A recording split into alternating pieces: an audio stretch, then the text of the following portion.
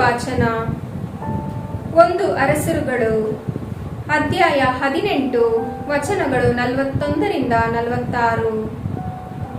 ಅನಂತರ ಎಲೀಯನು ಅಬ್ರಹಾಮನಿಗೆ, ನೀನು ಮೇಲೆ ಹೋಗಿ ಅನ್ನಪಾನಗಳನ್ನು ತೆಗೆದುಕೋ, ದೊಡ್ಡ ಮಹಿಳೆಯ ಶಬ್ದವು ಕೇಳಿಸುತ್ತದೆ ಎಂದನು.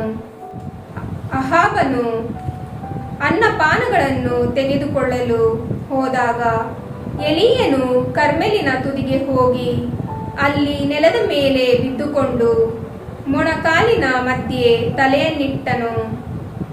ಅವನು ತನ್ನ ಸೇವಕನಿಗೆ, ನೀನು ಮೇಲೆ ಹೋಗಿ ಸಮುದ್ರದ ಕಡೆ ನೋಡು ಎಂದು ಆಜ್ಞಾಪಿಸಿದನು.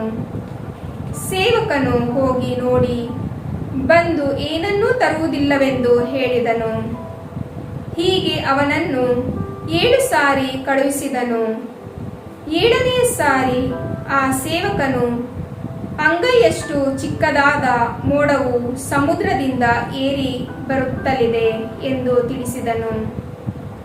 ಆಗ ಎಲೀಯನು ಅವನಿಗೆ, ನೀನು ಹೋಗಿ ಅಹಾಬನಿಗೆ, ಬೇಗನೆ ರಥವನ್ನು ಹೂಡಿಸಿಕೊಂಡು ಮಳೆಯು ನಿನ್ನನ್ನು ತಡೆಯದಂತೆ ಬೆಟ್ಟವನ್ನಿಳಿದು ಹೋಗು ಎಂದು ಹೇಳು ಎಂದನು. ತುಸು ಹೊತ್ತಿನಲ್ಲಿಯೇ ಆಕಾಶವು ಕಾರ್ಮೋಡ ಗಾಳಿಗಳಿಂದ ತುಂಬಿ ದೊಡ್ಡ ಮಳೆ ಪ್ರಾರಂಭವಾಯಿತು. ಅಹಾಬನು ರಥದಲ್ಲಿ ಕುಳಿತುಕೊಂಡು ಜೆಸ್ರೀಲಿಗೆ ಹೋದನು.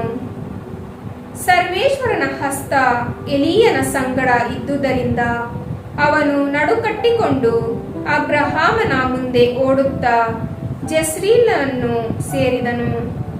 ಪ್ರಭುವಿನ ವಾಕ್ಯ. ದೇವರಿಗೆ ಕೃತಜ್ಞತೆ ಸಲ್ಲಲಿ. ಕೀರ್ತನೆ ಶ್ಲೋಕ. ಪ್ರಭು, ಸಿಯೋನಿನಲ್ಲಿ ಸಲ್ಲತಕ್ಕವು ನಿನಗೆ ಸ್ತುತಿ ಸ್ತೋತ್ರಗಳು. ಇಳೆಯನ್ನು ಸಂಧಿಸಿ ಮಳೆಯನ್ನು ಸುರಿಸಿ ನೆಲವನ್ನು ನೀ ಸಿರಿಗೊಳಿಸುವಾತ. ನಾಲೆ ತುಂಬ ನೀರ ಹರಿಸಿ ಹೊಲ ತುಂಬ ನೀ ಧಾನ್ಯ ನೀಡುವಾತ. ಶ್ಲೋಕ. ಪ್ರಭು, ಸಿಯೋನಿನಲ್ಲಿ ಸಲ್ಲತಕ್ಕವು ನಿನಗೆ ಸ್ತುತಿ ಸ್ತೋತ್ರಗಳು.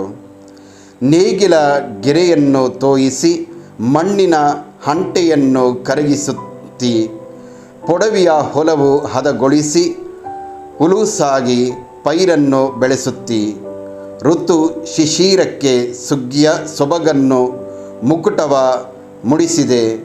ನೀ ನಡೆವ ಹಾದಿಯಲ್ಲೆಲ್ಲ ತುಳುಕುತ್ತಿದೆ ಸಮೃದ್ಧಿ. ಮೇವು ಗಾಢಗಳು ಕಂಗೊಳಿಸುತ್ತಿವೆ ಪಚ್ಚೆ ಪಸರಿನಿಂದ.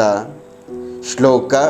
ಪ್ರಭು, ಸಿಯೋನಿನಲ್ಲಿ ಸಲ್ಲತಕ್ಕವು ನಿನಗೆ ಸ್ತುತಿ ಸ್ತೋತ್ರಗಳು. ಘೋಷಣೆ. Alleluia, alleluia. ಧನ್ಯವಾದವಿತ್ತು ಹಾಡಿರಿ ಪ್ರಭುವನ್ನು, ಕಳಿಸುವನು ಧರೆಗೆ ತನ್ನ ಆಣತಿಯನ್ನು. Alleluia, alleluia. ಸಂತ ಮತ್ತಾಯರು ಬರೆದ ಪವಿತ್ರ ಶುಭ ಸಂದೇಶದಿಂದ ವಾಚನ. ಅಧ್ಯಾಯ 5 ವಚನಗಳು 20ರಿಂದ 26ರವರೆಗೆ. ಆ ಕಾಲದಲ್ಲಿ ಯೇಸು ತಮ್ಮ ಶಿಷ್ಯರಿಗೆ ಹೇಳಿದ್ದೇನೆಂದರೆ, ಧರ್ಮಶಾಸ್ತ್ರಿಗಳ ಹಾಗೂ ಫರಿಸಾಯರ ಧರ್ಮನಿಷ್ಠೆಗಿಂತ ನಿಮ್ಮ ಧರ್ಮನಿಷ್ಠೆ ಉತ್ತಮವಾಗದ ಹೊರತು ನೀವು ಸ್ವರ್ಗ ಸಾಮ್ರಾಜ್ಯವನ್ನು ಪ್ರವೇಶಿಸಲಾರಿರಿ ಎಂಬುದು ನಿಶ್ಚಯ.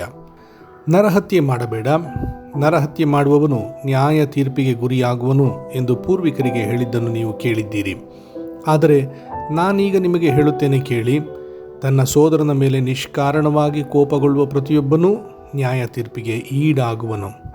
ತನ್ನ ಸೋದರನನ್ನು ತುಚ್ಛೀಕರಿಸುವವನು ನ್ಯಾಯಸಭೆಯ ವಿಚಾರಣೆಗೆ ಒಳಗಾಗುವನು.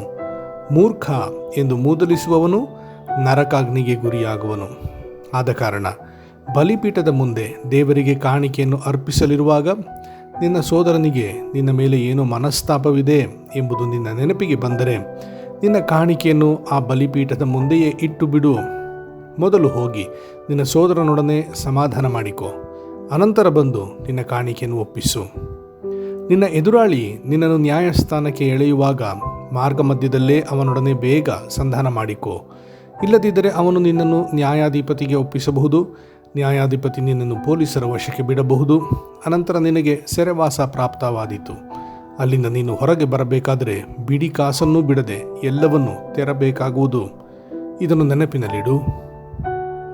ಪ್ರಭುವಿನ ಶುಭ ಸಂದೇಶ. ಕ್ರಿಸ್ತರೇ ನಿಮಗೆ ಸ್ತುತಿ ಸಲ್ಲಲಿ.